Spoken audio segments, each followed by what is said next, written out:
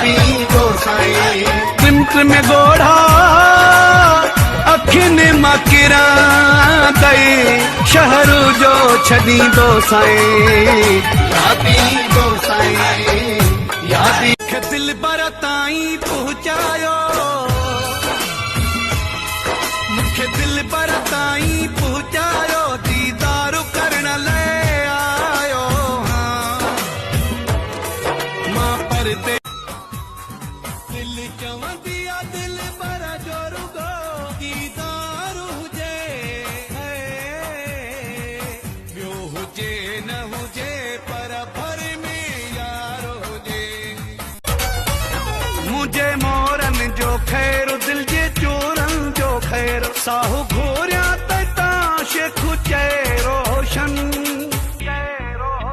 होठरे दिलड़ी होठरे दिलियो से तुझे जुल्मन जी आदत मां न त पाण करे उछलिया दिल जा टुकर सत मां।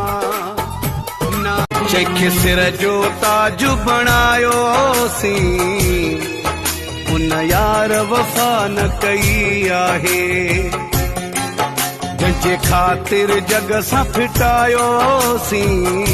फरमाइशी तुंहिंजी आहे परवाह बि कंहिंजी नाहे, मूं जग छॾियो वा जलाए सोना बटण बि लॻाए। पाया बोस की जा जोड़ा पाया बोस की जा, तुझू अखियूं ते रह तालियूं, तुझू अखियूं ते रह तालियूं,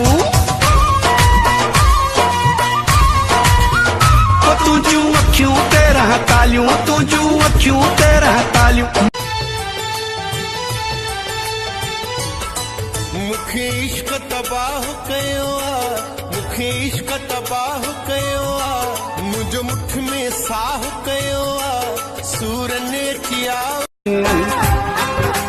वन भली वन खैर सां वन, हो छिकल आहियां थोरी देर सां वन। वन भली वन ॾिसण साईं मूंखे सफ़ा तूं ही थो, इन जोड़े में ॾाढो जानी ठही थो। तू मेरा बकरे ॾाढी वगाश तेरा है, तू मेरा बकरे चांदो की ओ सोना चांदो की ओ जानी चांदो की रात आ, मौसम क्या बात आ, वञा वञा छॾ पिरी तेरी मुलाकात आ। चांदो की ओ सोना चांदो की मुझे यारन जो खैर पिरी प्यारन जो खैर, मुझे यारन जो खैर पिरी प्यारन जो खैर, जेके मुंहिंजे लाइ सिर बि सहाए छॾ। ॾाढो सताईंदो ॾाढो ॾुखाईंदो, ॾाढो सताईंदो ॾाढो ॾुख। तोखे हंध विछाए ॾिनो याव में है, यार रुगो आ मुंहिंजो नाव में। मुंडे अची न को वञी मुंहिंजी ॻाल्हि न का मञी, रुगो कुझ बि वरंद न मिठड़ा बाहूं करे दर्द भरियूं नसरत हणो हथड़ा। सीध रही न पवई ओ सीध रही न प, असां हथ मथे क्या मनी हारा जानी, वनी ॿियनि खे ॾे तूं पंहिंजा प्यार जानी। दिल टुटी जिंदो छुटी असां आहियूं राज़ी, असां आहियूं असां जहिड़नि खां परे, अहिड़े कमनि खां परे, हथ में नथा का बंदूक रखूं, असां इहे बस शौक़ रखूं। असां आशिकनि जी ओता कई अलॻि आ, अलाए छो असां ते सड़ियो पियो ही जगवा, अलाए छो असां ते सड़ियो पियो ही जगवा।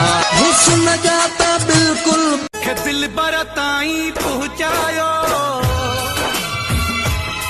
मूंखे दिल बर ताईं पहुचायो, दीदार करण लाइ आयो मां परते।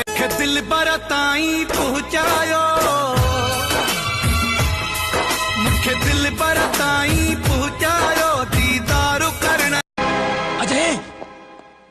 क्या कर रहा है तू?